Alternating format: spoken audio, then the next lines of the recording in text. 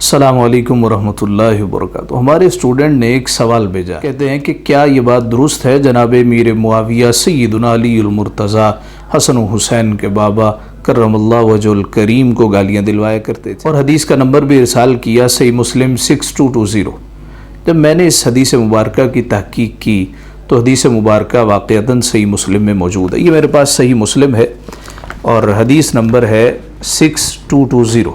حدیث مبارکہ مکمل ملاحظہ کرتے ہیں۔ قال امر معاویۃ بن ابی سفیان سعدا، جناب امیر معاویہ بن ابی سفیان نے جناب سعد کو کہا، حکم دیا، ما منعک ان تسب ابا تراب، کیا وجہ ہے کہ آپ ابو تراب پر سب نہیں کرتے؟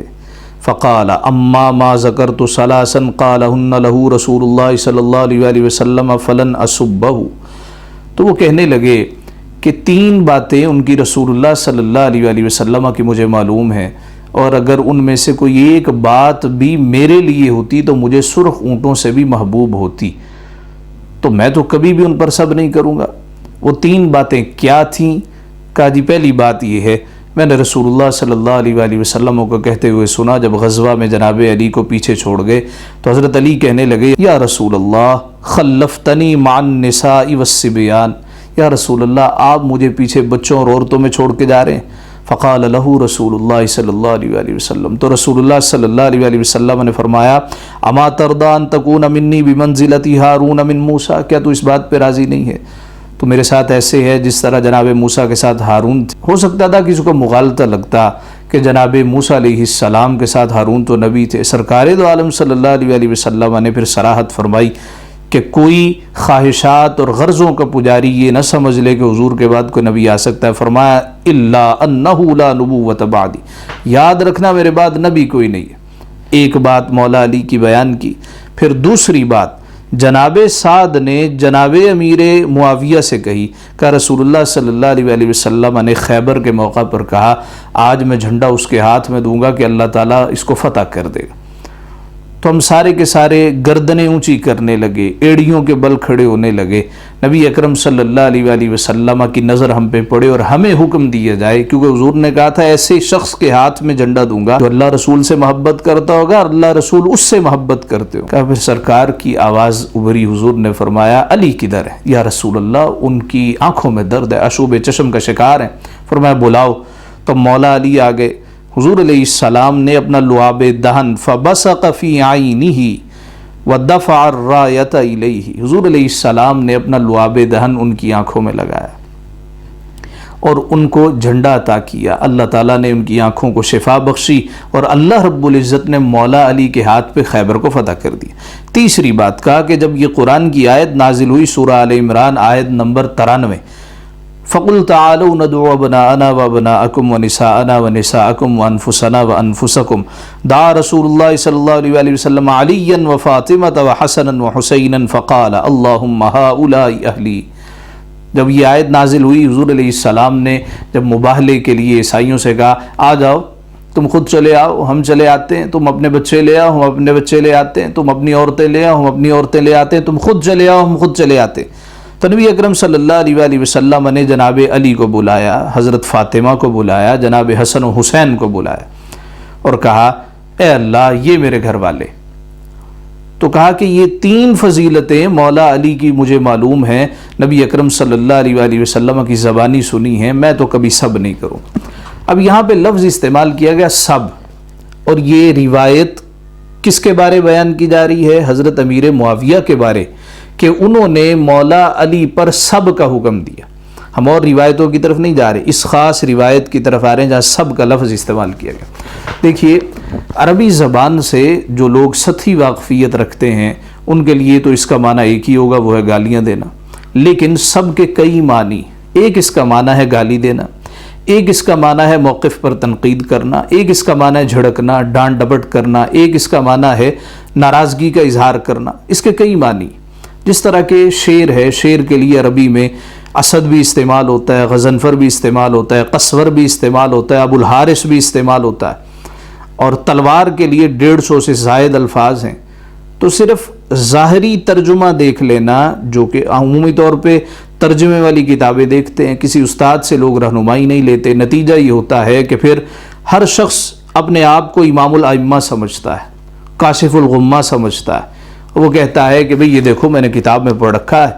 اب اس کو معلوم نہیں ہے کہ حدیث کی 360 سے زائد کتابیں ہیں، بھی تم نے کون سی ایک کتاب پڑھ لی ہے، اور کتاب بھی نہیں پڑھی، اس کا ترجمہ پڑھا ہے، پھر عربی سے واقفیت بھی نہیں۔ اس کی مثال دیتا ہوں، مثلا یہاں پہ کیا لفظ استعمال کیا، ما منعک ان تسب باب التراب، کیا وجہ ہے ساتھ جناب امیر معاویہ کہتے کیا وجہ ہے تو ابو تراب پہ سب نہیں کرتا؟ اگر تو سب کا معنی گالی کیا جائے تو یہ صحیح مسلم ہی کی ایک اور حدیث مبارکہ ہے، نبی اکرم صلی اللہ علیہ وآلہ وسلم انٹرنیشنل نمبرنگ کے مطابق حدیث نمبر 706 ہے، حضور علیہ الصلوۃ والسلام نے فرمایا جب تک میں نہ آ جاؤں چشمے کے پانی کو ہاتھ کوئی نہ لگائے۔ نبی اکرم صلی اللہ علیہ وآلہ وسلم تشریف لائے، فرمایا حل مسستما من مائها شیئا، کیا تم میں سے کسی نے پانی کو ہاتھ تو نہیں لگایا؟ قالا نعم، وہ دو لوگ جو پہلے آ گئے تھے انہوں نے عرض کیا رسول اللہ ہم نے لگایا۔ فسبہم النبی صلی اللہ علیہ وآلہ وسلم، تو رسول اللہ صلی اللہ علیہ وآلہ وسلم نے ان دونوں پر سب کیا۔ اب اگر سب کا معنی گالی کیا جائے جو کہ آپ کی بیان کردہ روایت میں جو واقعتاً صحیح روایت ہے، صحیح مسلم میں موجود ہے، جناب امیر معاویہ نے کہا تم سب نہیں کرتے۔ جناب امیر معاویہ نے یہاں پہ گالی کا لفظ استعمال نہیں کیا، لعن کا لفظ استعمال نہیں کیا کہ تم لعنت کیوں نہیں کرتے، تم برا بلا کیوں نہیں کہتے، سب کا لفظ استعمال کیا۔ تو اگر سب کا معنی گالی ہو تو یہاں یہ معنی ہوگا نبی اکرم صلی اللہ علیہ وسلم نے ان دو کو نعوذ باللہ گالی دی، یہ کوئی سوچ بھی نہیں سکتا، بلکہ معنی یہ ہوگا حضور علیہ السلام نے ان پر جلال کا اظہار کیا۔ ایک اور روایت ہے جو صحیح بخاری میں ہے، یہ میرے پاس صحیح بخاری ہے، حضرت ابو بکر صدیق رضی اللہ تعالی عنہ کے گھر مہمان آ گئے، ان کے صاحبزادے جناب عبد الرحمن بن ابی بکر ہی راوی، وہ کہتے ہیں مہمان آ گئے، حدیث نمبر ہے 6141، یہ صحیح بخاری ہے، اور صحیح بخاری باب قول الضیف لصاحبہ لا آکل حتی تاکل، باب ہے اس بات کے بارے کہ مہمان میزبان سے کہے جناب والا میں اس وقت تک نہیں کھاؤں گا جب تک آپ نہیں کھا لیں۔ تو جناب عبد الرحمن بن ابو بکر کہتے ہیں کہ ابا جی کے کچھ مہمان آ گئے، تو ابا جی گھر پہ نہیں تھے، شام کو تشریف لائے، ہم نے گزارش کی حضور والا آپ کے مہمان آئے تھے، پوچھا اچھا مہمان آئے تھے کچھ کھلایا پلایا؟ کہا جی پوچھا تھا لیکن انہوں نے انکار کر دیا۔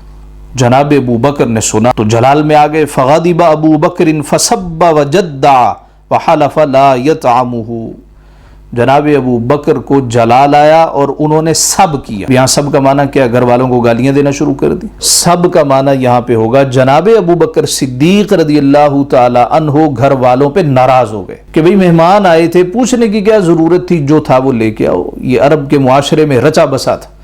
یہاں پہ ہمارے لیے سبق بھی ہے، ہم بھی مہمان بیٹھا رہتا ہے گھنٹہ گھنٹہ 2 گھنٹے بیٹھا رہتا ہے، جب جانے لگتا ہے ہم کہتے ہیں ذرا بیٹھنا تو رہا سے چاہ بنا رہے سان، وہ گھنٹہ بیٹھا رہا ہے، آپ نے اس کو کچھ نہیں پوچھا، جب وہ جانے لگا تو کہتے چائے نہیں پئیں گے، کچھ کھائیں گے نہیں، یہ کیا طریقہ ہوا؟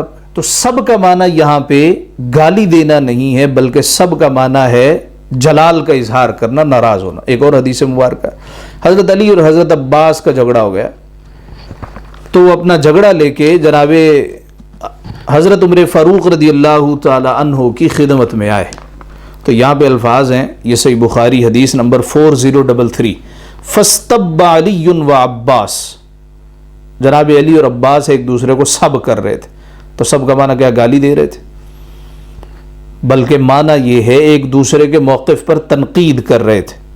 یہ میرے پاس صحیح بخاری، آپ اس کو بھی سکرین پہ ملاحظہ کر سکتے ہیں کہ جناب علی اور جناب عباس سب کر رہے تھے، لہٰذا ظاہری چند الفاظ پڑھ کے یا سطحی علم رکھنے والوں سے کوئی 2-4 باتیں سن کے صحابہ کے بارے خدا کا واسطہ اپنا عقیدہ پراگندہ نہ کیجیے۔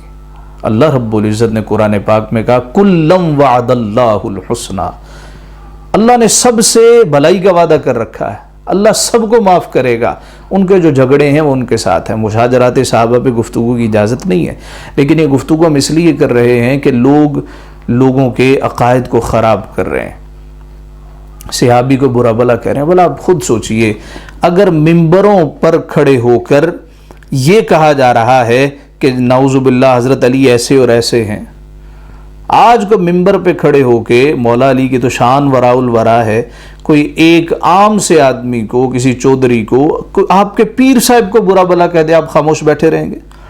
ہزاروں کا مجمع صحابہ بیٹھے ہیں اور مولا علی کو گالیاں دی جا رہی ہیں، کوئی بھی نہیں اٹھ رہا، کوئی نہیں بول رہا۔ کیا آپ کا خیال ہے کہ سارے کے سارے انتہائی ضعیف اور کمزور ایمان والے ہیں؟ مولا علی کی اولاد موجود ہے، وہ سارے خاموش ہیں۔ خدا کا واسطہ ایسے لوگوں سے اپنے ایمان کو محفوظ کیجیے۔